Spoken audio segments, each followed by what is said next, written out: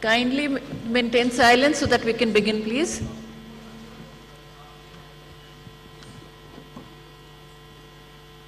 Good morning and welcome to this press conference by Election Commission of India. Seated before you are the Chief Election Commissioner of India, Shri Rajiv Kumar ji. To his right is Election Commissioner Shri Anup Chandra Pandey ji. To his left is Election Commissioner Shri Arun Goyal ji.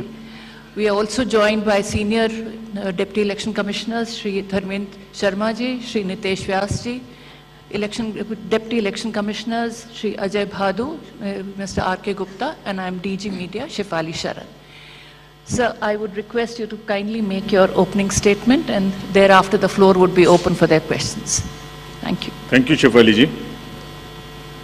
Honorable Election Commissioner Shri Anup Chandra Pandey ji on my right and Shri Arun Goyal ji on my left, senior officers, DCs of the Commission, friends from media present here. First of all, very good morning. We have gathered here to announce the schedule for the Karnataka election and the by-elections. You may recall that after the successful and peaceful conduct of elections in the 3 states of the Northeast, just early this year, it is now time to move to the southern part of the country. What a stark difference in terms of geography, culture, and varied challenges that we have in 2 different sets of states where we are doing the elections. The challenges in Northeast were very different than what we have in Karnataka. But what remains consistent and constant is our commitment to deliver a free, fair, transparent and inducement-free election. So be it Northeast, South, across the length and breadth of the country, we are committed to do it. And you may recall that the challenges in the recently held elections were more in terms of controlling the violence, handling the tough topography, making the logistical arrangements, making machines move, the electoral machinery move. Whereas in Karnataka, the challenges are of different nature, which I will elaborate.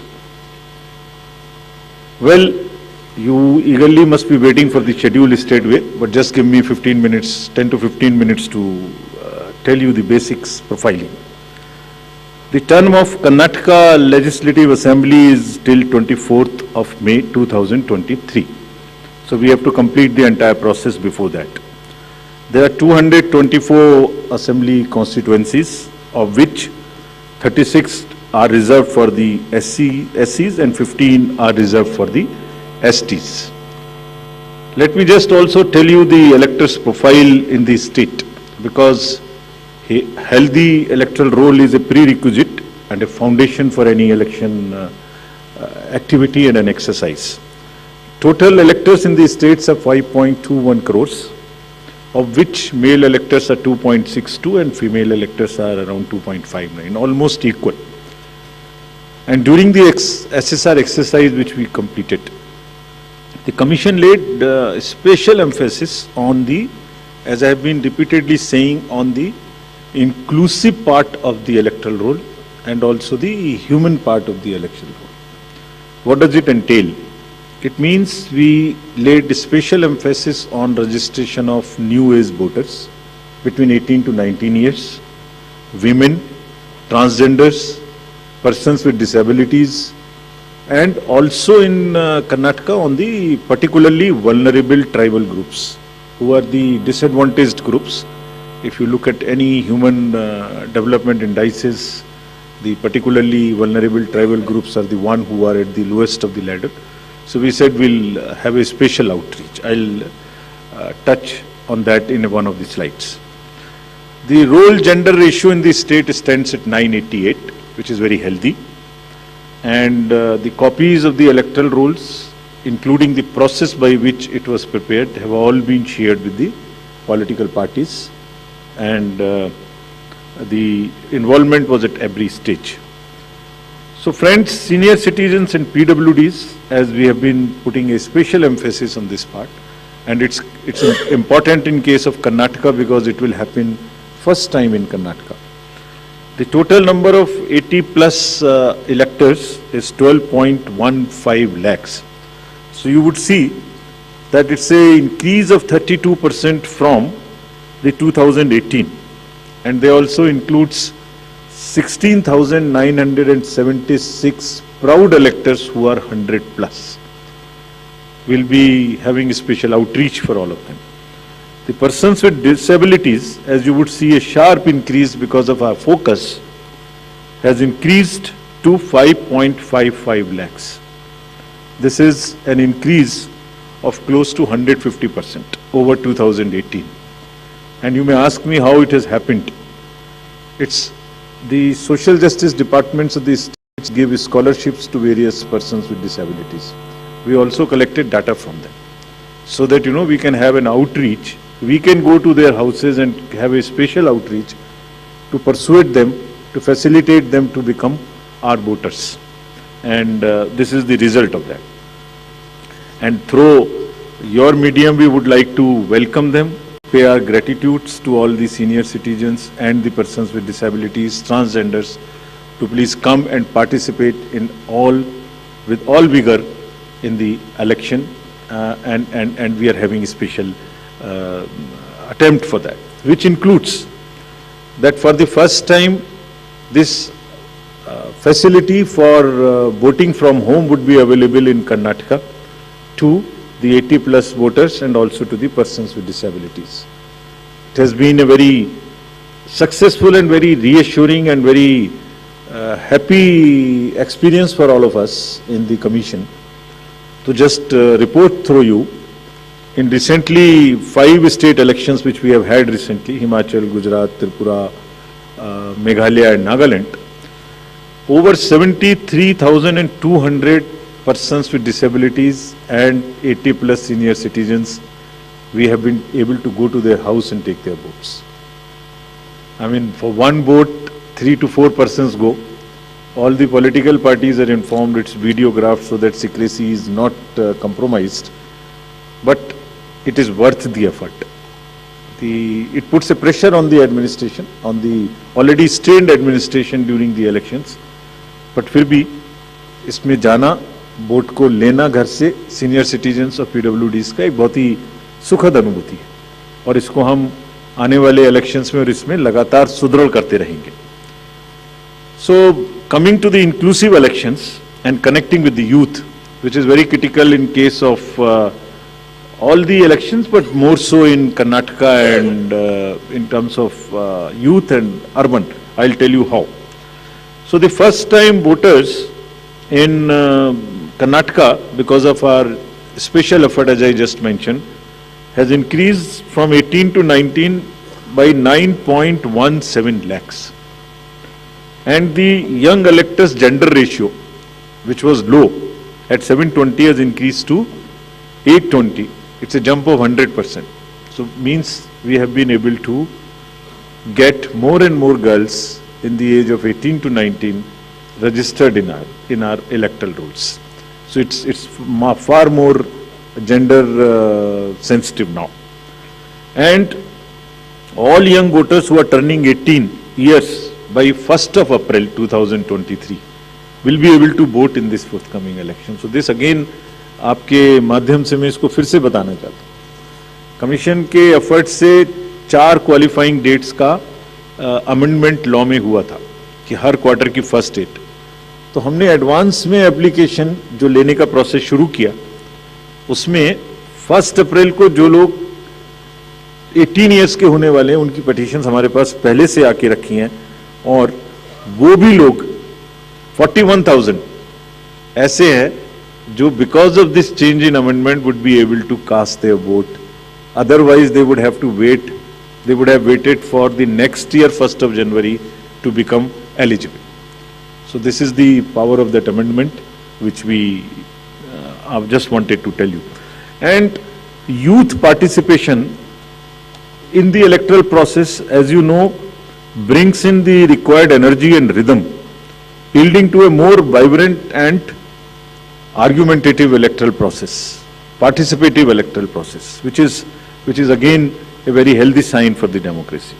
And as our National Voters Day theme was, there is nothing like voting.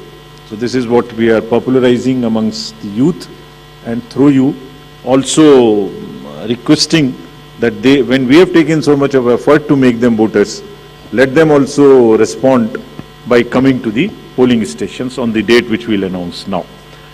Coming to the particularly vulnerable tribal groups, as are again a human face and an inclusive agenda for the electoral rolls. The purity and the inclusiveness and the health of electoral rolls is one of the focus of the Commission, more so this year. So there are two PVTGs in Karnataka, Jenu-Kurba and Koraga tribes.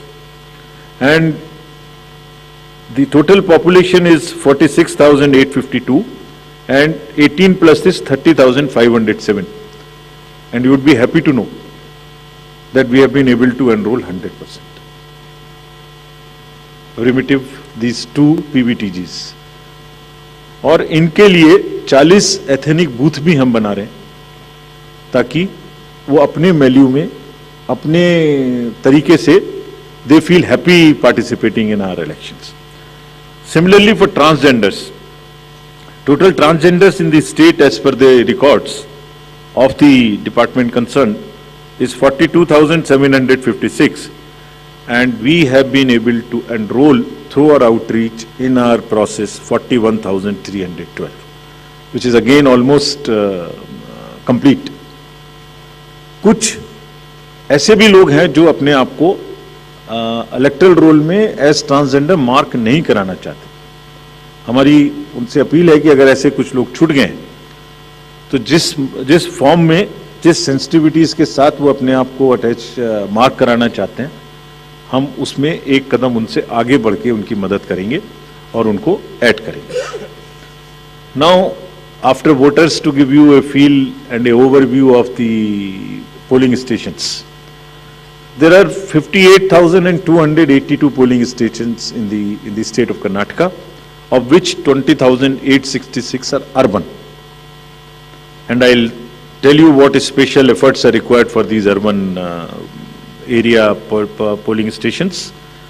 Average electors per polling stations comes to 883, and we'll be doing as usual the 50% webcasting, which comes to 29,140. On all these sensitive booths which have been identified, we take 4 or 5 measures. Either there would be a CAPF, or there would be webcasting, or there would be a micro observer. It's a combination, and cumulatively, through a combination of all of this, we tend to put more vigor and vigil on the sensitive booths. For enhanced voter experience, how do we ensure that voters feel happy, want to come to the booth and take part in the festival of democracy?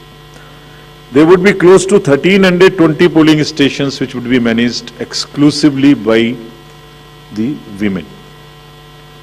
ये भी उनके हर election में हम कर रहे हैं, उनके एक एम्पावरमेंट का भी पार्ट है. There is a feeling that yes, we can do it, and election exercises in the even remote places. There were booths in the recently held elections which were all managed by the women, including the security personnel. और इसी तरीके से 240 polling stations would be model polling stations, जिसमें eco friendly और green booths उनको बनाएंगे. और ये भी एक नया प्रयास शुरू किया है कि जब यूथ नहीं आते हैं वोटिंग में, तो हम पोलिंग स्टेशंस को भी अपने यूथ जो एम्प्लॉयज हैं उनसे मैनेज करें. तो जो भी यंगेस्ट एम्प्लॉयज हैं, जिस डिस्ट्रिक्ट में जो भी अपॉइंटमेंट्स रिसेंट हुए हैं, उन्हीं को ट्रेन करके उनको भी एम्पावर कर रहे हैं. तो इसलिए 224 such booths would be set up, which would be managed by only the youngest possible the employees of the government, and 100 booths would be managed purely by the persons with disability. We have started another attempt from the last 3 elections, which is an ongoing effort, that we want to make now the availability of AMF almost permanent in all these schools. And here in Karnataka, we are progressing quite well. as you would see on the slide, we are almost 98-97% in terms of all the parameters, which are ramps, toilets, electricity. I am sure that, and hopefully, in this election, the time is still there till the elections polling stations are prepared. Whatever 1 or 2% in each category is left, we have emphasized to the state government, for which we have got a quite firm assurance that they will try and convert 100% facilities in all these schools on a permanent basis. And if this happens, which I am sure, which we are all sure would happen, that's a goal to aspire for the elections coming during the current years, in the later this year, and also the general election. So friends, now coming to the urban apathy. This is one area, as I said, that in Karnataka the areas of concerns would be different. So urban apathy is one, and money power is another, which will come to after this. So in urban apathy, the total voter turnout in the state is 72.4 in 2018. Against this, as you know, the overall country, if you look at the 2019 general elections, तो जो 20 top के constituencies हैं जिनमें सबसे कम voting हुई, उनमें से 9 urban area में, इसके नाम यहाँ दिए हैं, मैं ज़्यादा नहीं पढ़ना चाहता, but they are in the top 20. And if you look at the Karnataka, तो जहाँ 72% वोटिंग है, वहाँ बेंगलोर के साउथ, नॉर्थ, सेंट्रल और बंगलौर में वो वोटिंग काफ़ी कम है. 57, 51, 53, 55, 57 as against 72. And another disturbing trend is that it is reducing even from the earlier election, 2013 election. It was even more in 2013. It is reduced in 2018. So when we went there, we did call a large number of universities, students, and talk to them. And then we also decided that in addition to the awareness activities like the electoral literacy clubs and the voluntary action forums, we'll also do because the Karnataka and Bangalore happens to be the knowledge city and the IT city of the country. So why don't we take advantage of their expertise? So we requested the IT sector, and through you we want to thank that IASC came forward, and they are doing an electhon. Instead of hackathon, we are saying it electhon. For what?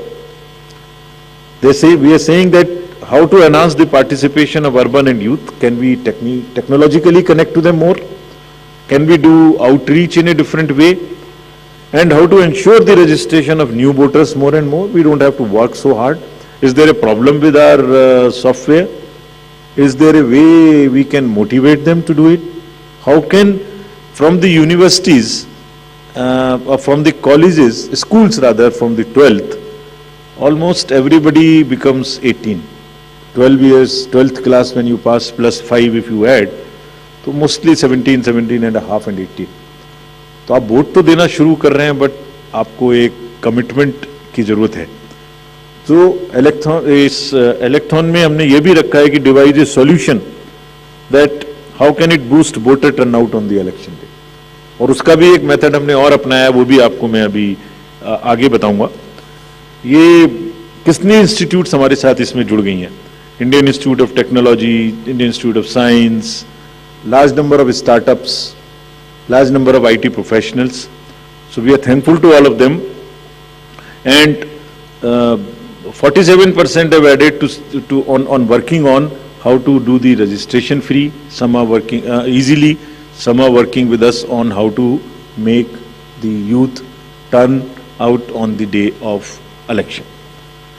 So this result we will again share with everybody when it comes, the solutions when they are given, and जो आने वाले election से उसके लिए हम लोग समझते हैं कि ये एक हमें ऐसी टेक्नोलॉजी या ऐसी आउटरीच बताएगा जो उनकी समझ में आती है, because it's a place where you have most of the educated youth and the urban areas. As regards the candidates, you are all aware, just to repeat the same thing, the know your candidate and the affidavits, all this are available on through the technology. Knowing the candidate is possible through the Know Your Candidate application. And for political parties, these applications are helping them to file the nominations online and to also apply for the entitlements which they have in terms of passes or in terms of booking the grounds for the election rallies, etc. And it is all strictly, everyone has been instructed to follow first in, first out principle. जिसने पहले apply किया उसका digital trail उसमें रहेगा, ऐसा नहीं कि apply एक पार्टी ने किया और आपने दूसरी पार्टी को जगह दे दी, नहीं. It is a fair and level playing field which they have to ensure. C vigil app की काफी प्रचार कर्नाटका के इलेक्शन में किया है, बिकॉज ये वहाँ बहुत रिलेवेंट है. Because what new challenge we found in Karnataka is, in addition to the youth and urban apathy, is the money power. So this is being popularized a lot, and I'll share with you even before MCC what had happened. MCC will come in force from today, but when we went there, I'll show you, just because of our sincerity to this subject and telling the district officials and enforcement agencies what is the result. I'll show you that. So before coming to that, just to narrate that in recently held elections, total number of polling stations are given here, and there was no repolling. So we want to carry forward this trend. No violence, no repolling, and no और EVM बच गई, उनको भी गाली वाली ज़्यादा नहीं पड़ी. सो मतलब उसी चीज़ को आगे बढ़ाने हुए हमने वहाँ काफ़ी कोशिश की है कि जितने भी पोलिंग स्टेशंस हैं उनमें आप ऐसे प्रोसेसेस को अपनाएंगे. District magistrates are on the job, that they make the experience for the voter very good, so that they are encouraged to come. And some are working even on applications where if we can tell in advance the queue, so that you can plan your visit to the polling station and avoid standing on the thing. This is also a work in progress. The seizures in these 5 elections, just to tell you the kind of rigor and emphasis जो elections को inducement free कराने में किया जा रहा है. 5 elections जो अभी होके चुके हैं उनमें 18 और 17 में जो इससे पहले हुए थे, 43 करोड़ के अगेंस्ट में 1028 करोड़ का सीजर था. एंड इसमें drug seizures, because we are saying liquor, drug, money, freebies, and drug in particular, because वो पूरी की पूरी सोसाइटी को और बच्चों को खराब करने की उनमें क्षमता है. So all enforcement agencies, we have said that there is a absolute strict vigil you have to have on movement of any kind of material which can induce the elections, and fairly. And I'll show you what has happened. We are strengthening our teams in Karnataka to curb the misuse of money power.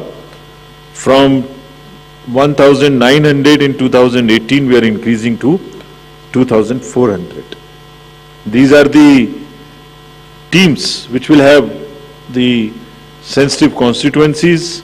Expenditure observers we are increasing, assistant observers, flying squads, and all to put extra pressure and make it clear to all political parties and candidates that money power, they have to just zero tolerance, which we are showing from March. And just to tell you that the state has 19 districts, total 171 interstate checkposts are being operationalized for this purpose.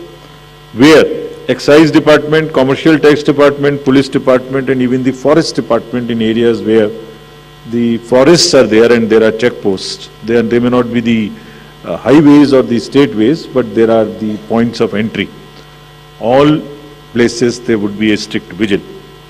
And nudging towards ethical elections, there are exercises which are being done with the awareness which is being done, say for instance, this is by the commercial department. And just to tell you, it's another, when we talked about it in Nagaland, from civil society, there were groups formed in the villages and villagers came out resisting anybody who was trying to bribe the voters in the villages.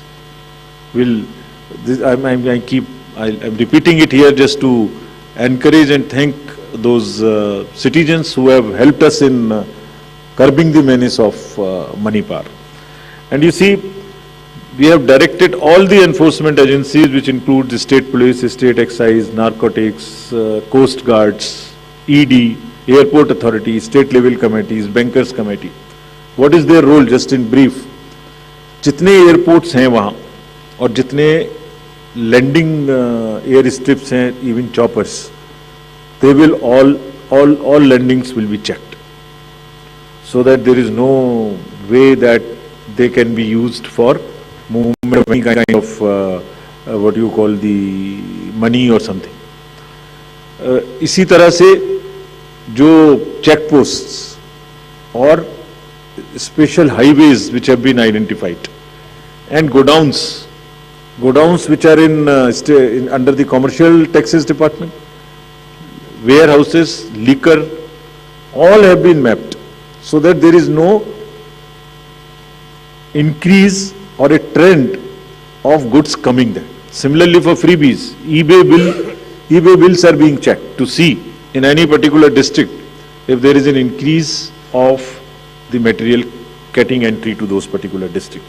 SLBC, we have also banned, requested all the banks, directed them actually, that no movement of the vans which carry cash to fill the ATMs will happen during the late hours, so that they cannot be used. At times, such vans are used for carrying cash. All that has been stopped. In terms of what happened in Karnataka after our last visit, which was, see just some pictures. Even MCC has not come into force.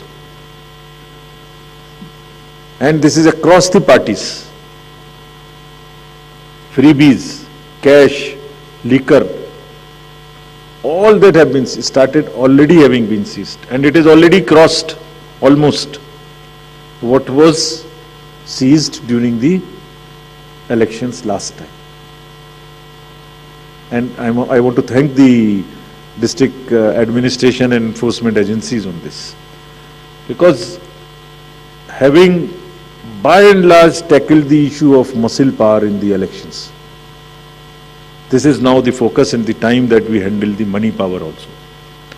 And before MCC comes into being, because हमने उनको यही कहा कि MCC का मुहूर्त क्यों देखना है, आपके पास तो सेक्शंस हैं आईपीसी की, अगर कोई भी ब्राइव के लिए वोटर्स को इंड्यूस करने के लिए अगर अभी से सामान लेके आ रहा है, उस पे कैंडिडेट का नाम लिखा हुआ है बैग के ऊपर, कुकर के ऊपर रखे हुए हैं ये गोडाउन, इसमें देखिए आप लिखे हुए हैं, नाम भी लिखे हुए हैं, तो उसको सीज करके उस पर क्रिमिनल केस करने के लिए एमसीसी की जरूरत क्यों है? And thankfully all of them have responded and we are sure that this will peak now.